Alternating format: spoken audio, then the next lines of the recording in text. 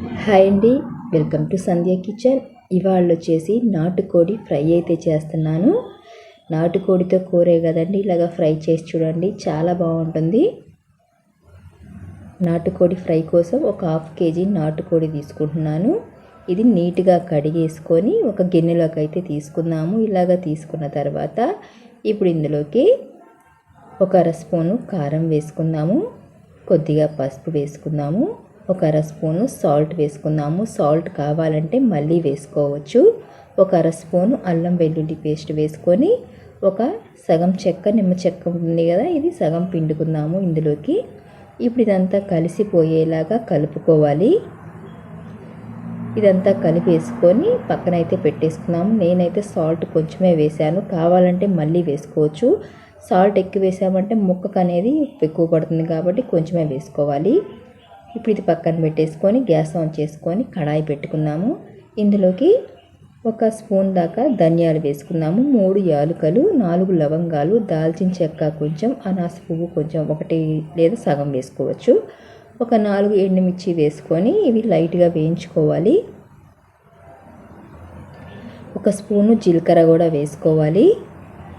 ఇవి కూడా వేసుకున్న తర్వాత ఇవి కొంచెం సిమ్లో పెట్టి వేయించుకోవాలి. హైలో పెట్టామంటే మాడిపోతాయి కాబట్టి సిమ్లో పెట్టి బాగా వేయించుకోవాలి.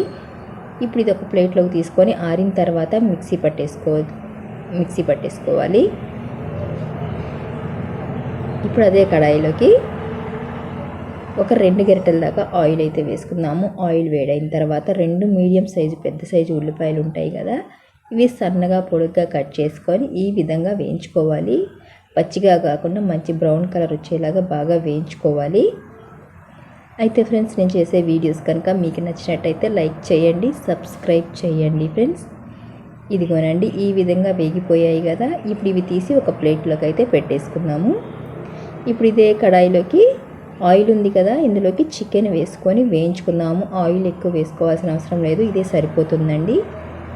ఆనియన్స్ వేయించిన ఆయిల్ ఉంది కాబట్టి ఇది వేయించితే సరిపోతుంది.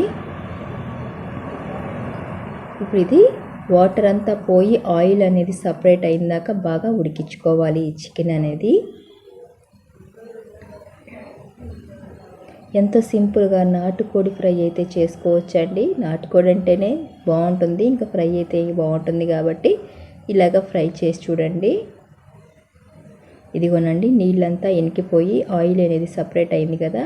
ఇప్పుడు ఇందులోకి 2 పచ్చిమిర్చి సన్న ముక్కలుగా తరిగేసుకొని వేసుకోవాలి. ఇదంతా సిమ్లో పెట్టి చేసుకోవాలి, లేదా అడుగు పడుతుంది.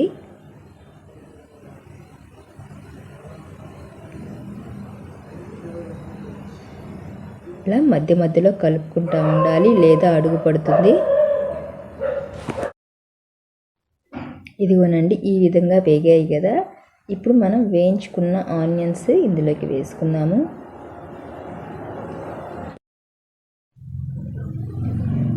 ఇందులోకి ఒక 3 రెమ్మల కరివేపాకు కూడా వేసుకొని ఇది సిమ్లో పెట్టి బాగా వేయించుకున్నాము. ఇలాగా ఆనియన్స్ వేయించినవి వేసామంటే ఆ టేస్ట్ అనేది బాగుంటుంది. ఇలాగ వేయించి ఇందులోకి వేసుకోండి, బాగుంటుంది. ఇదంతా బాగా వేగిన తర్వాత లాస్ట్లో మనం వేయించుకున్న ధనియాల పొడి, జీలకర్ర పొడి ఇవంతా ఉన్నాయి కదా, ఇది వేసుకుందాము. ఇది వేసుకొని ఒక 2 నిమిషాలు మగ్గించుకుంటే సరిపోతుంది, ఎక్కువగా మగ్గించుకోవాల్సిన అవసరం లేదు. ఈ విధంగా 2 నిమిషాలు అయితే మగ్గించేసుకుందాము. ఇదంతా సిమ్లో పెట్టే చేసుకోవాలి. సాల్ట్ సరిపోదనేసి నేను కొంచెం సాల్ట్ అయితే వేస్తున్నాను, అంతేనండి. ఇదంతా ఒకసారి కలిపేసుకున్నామంటే నాటుకోడి చికెన్ ఫ్రై అయితే రెడీ అయిపోయినట్టే. చూశారు కదా, ఎంతో సింపుల్గా చేసుకోవచ్చు. ఈ వీడియో కనుక మీకు నచ్చినట్టయితే లైక్ చేయండి, షేర్ చేయండి, కామెంట్ చేయండి, సబ్స్క్రైబ్ చేయటం మాత్రం మర్చిపోకండి.